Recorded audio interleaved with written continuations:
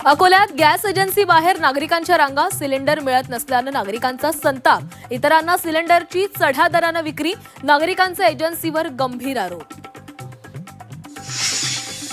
नागपुरात आजही gas agency बाहेर नागरिकांच्या रांगा, गॅस सिलेंडर मिळवण्यासाठी सकाळपासूनच रांग, गॅस एजन्सी बाहेर होमगार्ड आणि जवान तैनात।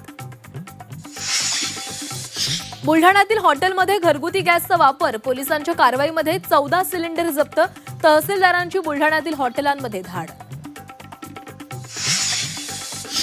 नायगावमधील बीडीडीचा रहिवाशांची स्वप्नपूर्ती, म्हाडाकडून 500 चौरस फुटांची मोफत घरं, 864 कुटुंबांना मुख्यमंत्री उपमुख्यमंत्र्यांच्या हस्ते चाव्यांचं वाटप।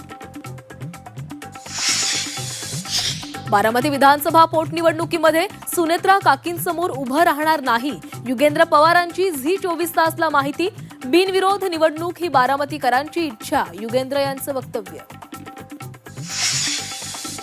बारामती विधानसभा पोटनिवडणुकीमध्ये नवीन ट्विस्ट, धनगर समाज निवडणुकीच्या रिंगणामध्ये उतरण्याची शक्यता, वैद्यकीय महाविद्यालय नाव बदलावरून धनगर समाजात नाराजी।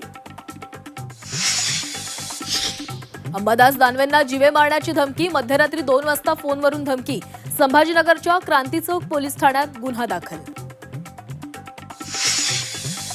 उपमुख्यमंत्री एकनाथ शिंदेंच्या नावे बनावट पिवळं रेशन कार्ड, छत्रपती संभाजीनगरमधील धक्कादायक प्रकार, सार्वजनिक वितरण व्यवस्थेवरच प्रश्नचिन्ह। मुंबईच्या महापौर रितू तावडेंच्या सुरक्षेमध्ये वाढ, महापौरांनी स्वतः दिलेल्या पत्रानंतर 6 सुरक्षा रक्षकांची नियुक्ती, मुंबई पालिकेत मात्र सुरक्षा रक्षकांची कमतरता। कोल्हापुरात अवकाळी पावसामुळे मोठं नुकसान, दऱ्याचे वडगाव गावात 40 ते 50 घरांचं नुकसान, अश्रूंचा बांध फुटला।